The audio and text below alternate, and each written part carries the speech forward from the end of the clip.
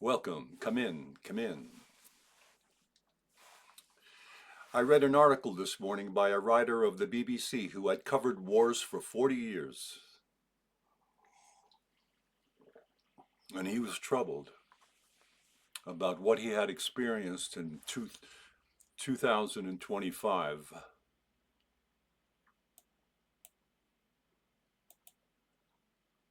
And after I read this article, I did some thinking and I decided to respond.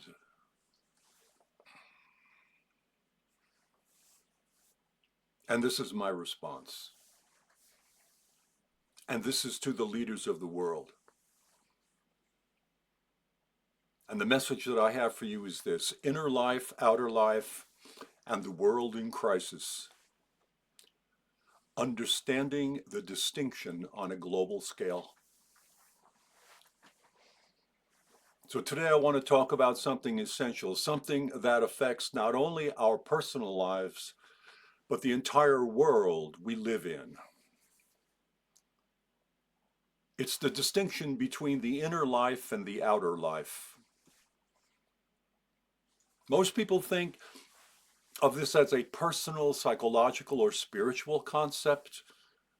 But what I want to show you today is that the distinction explains global instability, geopolitical conflict, and the emotional disturbance of entire civilizations.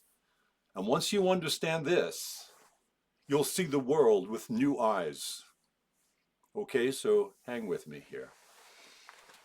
So the outer life, the realm of instability.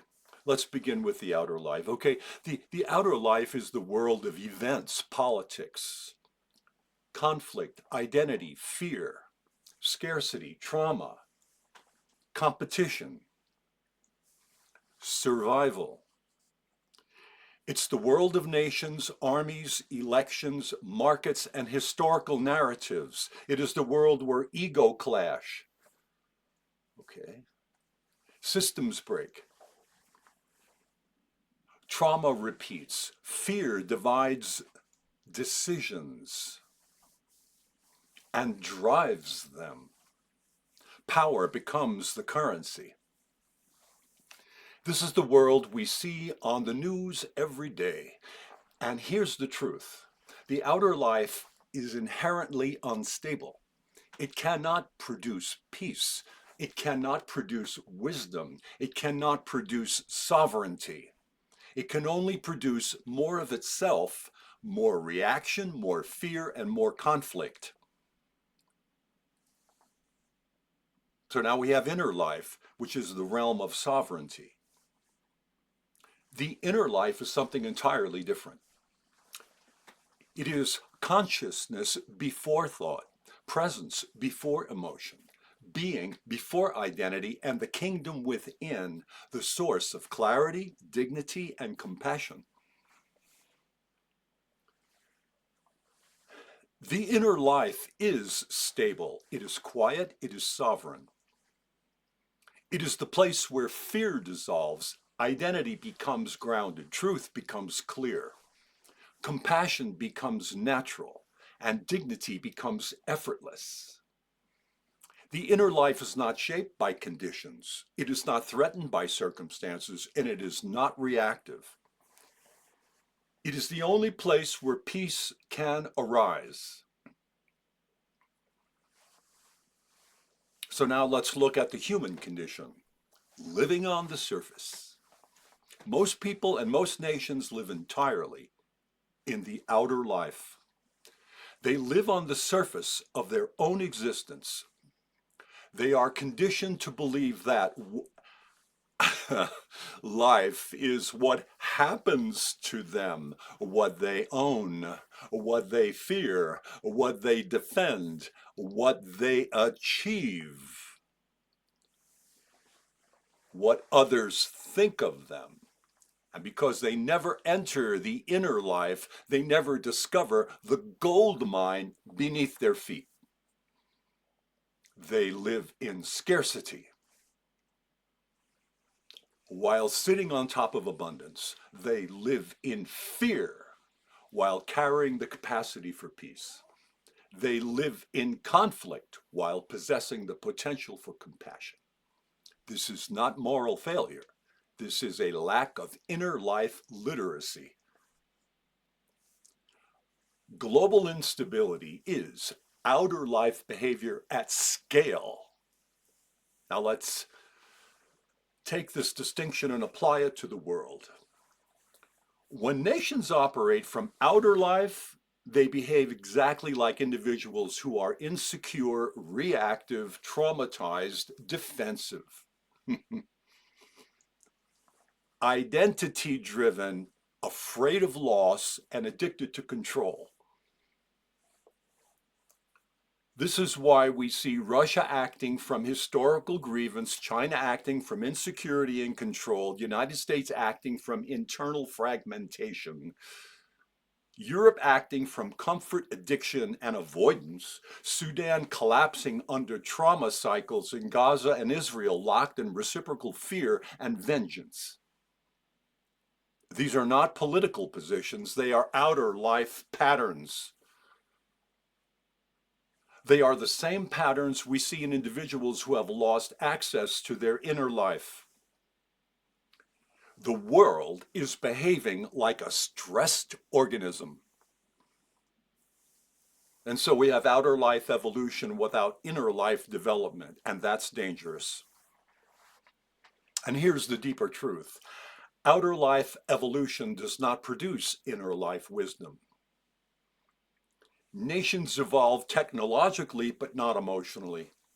Weapons evolve faster than compassion, power evolves faster than presence, and fear evolves faster than dignity. This is why the world feels unstable, and we have outer life complexity without inner life maturity. We have global power without global sovereignty. We have advanced systems run by ungrounded psyches. And this is not a political crisis. This is an inner life crisis. And so now there are some missing variables. And that is inner life sovereignty, something that I'm speaking about these days. Everything changes when a person or a nation begins to inhabit the inner life. Why? Because inner life produces clarity, restraint, compassion, dignity, non-reactivity, wisdom, and sovereignty.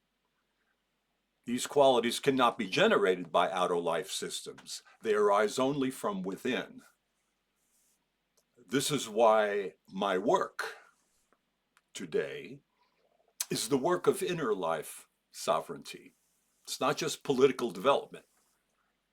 It is civilizational medicine. It is the missing variable in global instability. And let me rephrase that. It is the missing variable in global stability. The macro lesson: the world is outer life dominant and inner life illiterate. This is the heart of the message. The world is not collapsing because humans are evil, nations are doomed, or evolution is violent. The world is collapsing because inner life is uninhabited. Sovereignty is undeveloped. Presence is untrained. Identity is externalized. Trauma is unintegrated.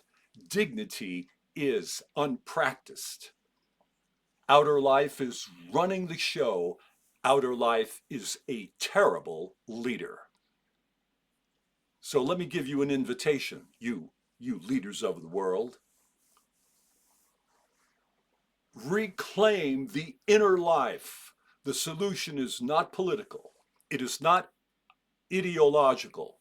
It is not technological. The solution is inner life literacy, and it begins with one person, you, choosing to live from presence instead of fear, dignity instead of identity, clarity instead of reaction, compassion instead of vengeance, and sovereignty instead of codependency. And when you live from inner life, you become a stabilizing force in an unstable world.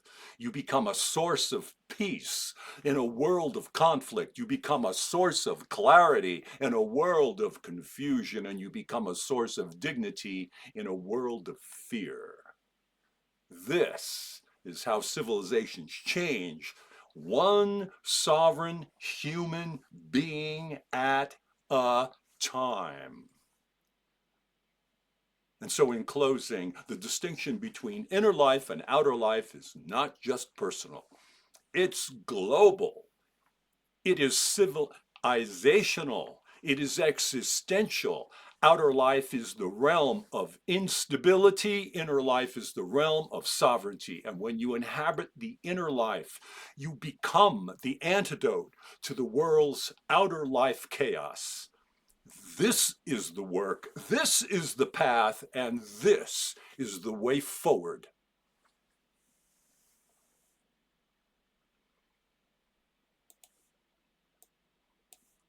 Now go in peace.